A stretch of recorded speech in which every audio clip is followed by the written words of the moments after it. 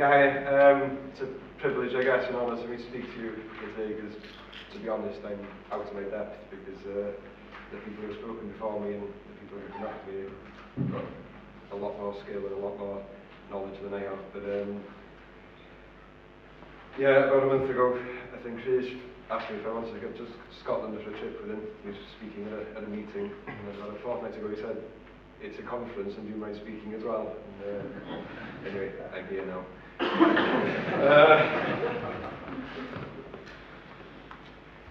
been kind of lured into a trap. My journey started, I suppose, into rotational grazing, making the change. I think my title is next week. So,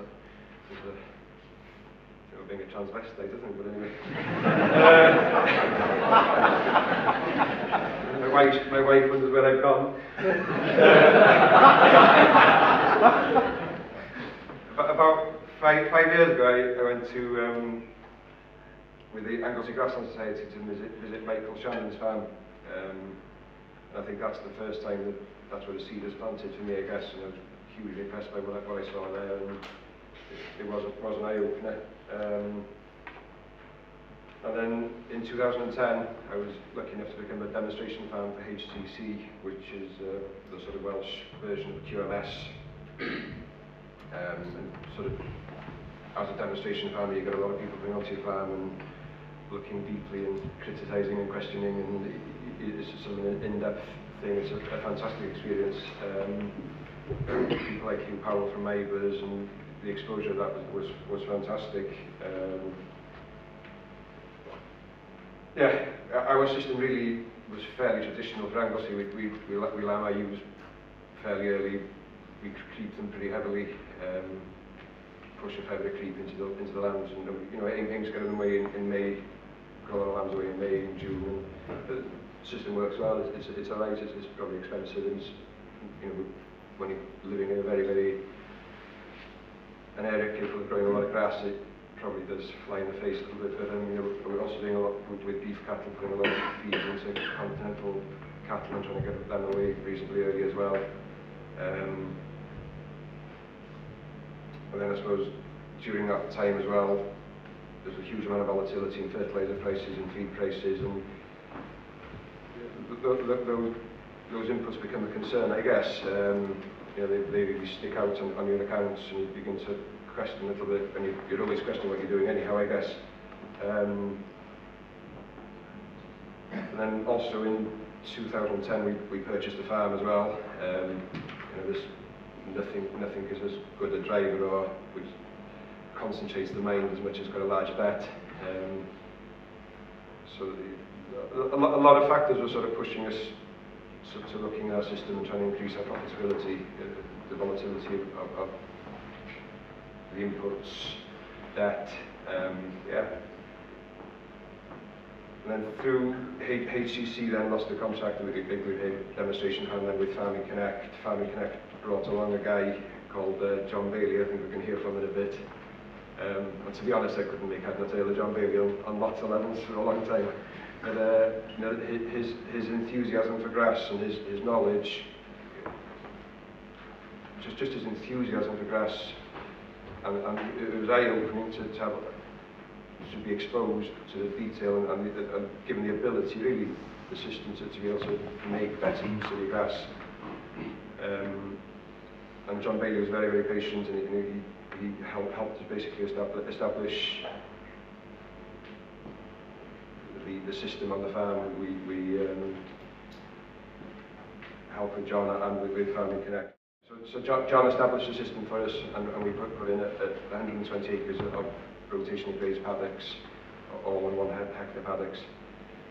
My second stroke of luck then, in all honesty, was via John. I came in contact with Rhys Williams and Darwin Finch, and 2 other guys who had a huge passion for grass and also a great deal of knowledge, and a sort of a can-do attitude, which is kind of irresistible as well. Rhys and Darwin, I suppose, had a surplus of male cattle,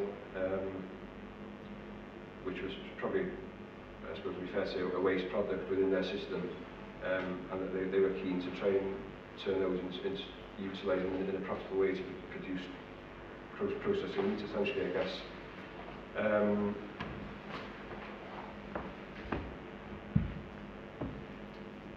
So, you know, I was pretty keen to get those guys on board, you know, more really to be able to steal and pinch and copy their ideas and see how much I could learn from them, because I could see that, you know, they really had a system that worked for them, and they were just very, very interesting, enthusiastic people to work with.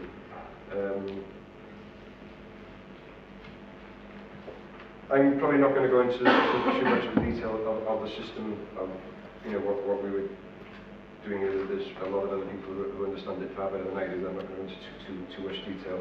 But, you know, just to say, we put 120 acres, about 45 hectares or so, into 1 hectare blocks. It's all reseeded down to high sugar apple grasses,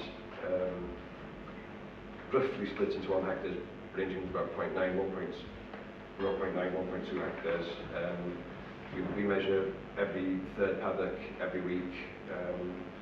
You know, for the last 3 weeks we're growing about 100 kilos of dry matter a day. We aim to move the cattle every 24 hours, giving them about 3% of their body weight of dry matter of grass. I set up the system in a fairly cheap and cheerful way, really. I wasn't hugely convinced it was going to work. Well, I was, but you know, I didn't want to chuck all the money into it straight away, so it was more of really getting the system up and using it and trying it and having a bit of fun with it, really. So I'll just show you very, very briefly. It's not hugely fun stuff. We put a three-wire system up initially, because I didn't really know what I was going to do with it when I chucked it in, to be honest. We were thinking of putting sheep on it, we were thinking of cattle on it, so I wanted a fairly flexible thing and suck it and see, really. We've ended up, as time's gone on, had the opportunity of Friesian cattle to put Friesians on it. So yeah, the 3 wires isn't really necessary for the cattle, but you know, these outriggers, we run a 2.5 millimetre high tensile wire as a spine around the farm, with the intersections being run with 1.6 mil high tensile wire as the intersections of the paddocks. We haven't put in a fancy water system.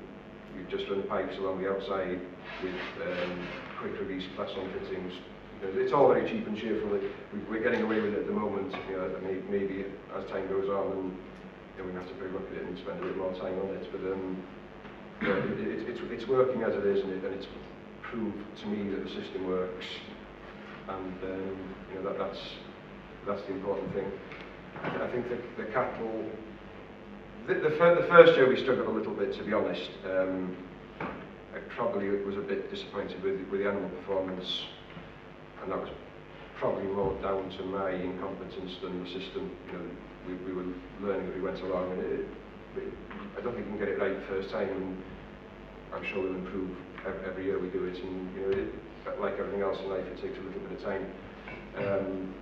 Yeah, well, last year was a little tricky, I guess.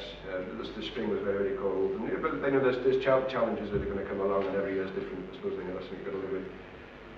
This year the cattle are in their 2nd year, so they went out with about 280 kilos, I guess.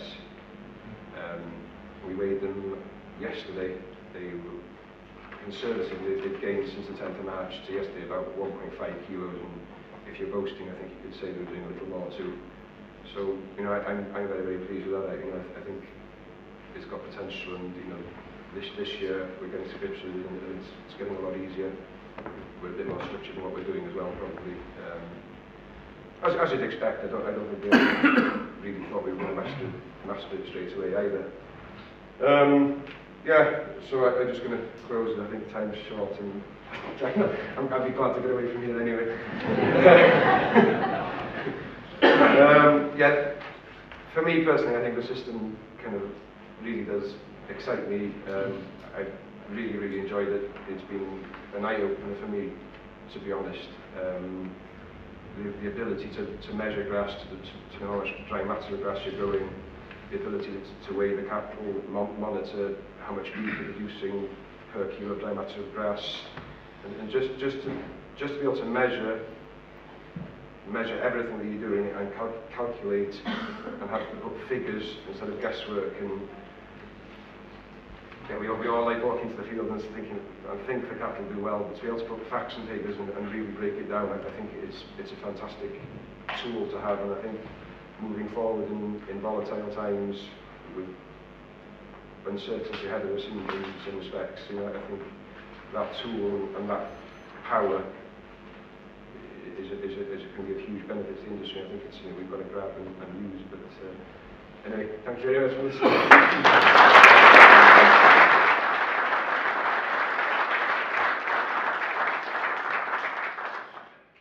Well, thank you, Richard, for that very from-the-heart description of what you're doing. And, you know, there's a theme already coming through this morning. It's in the last comment each speaker makes is left hanging with you. And I'm going to come back at the end of the day. So hold that thought. If you've had questions, as I mentioned earlier, that have come to your mind, please put them on the post-it notes, and we'll get them later in the day as well as at the farm. And we're right on time, so thank you very much, speakers, for that.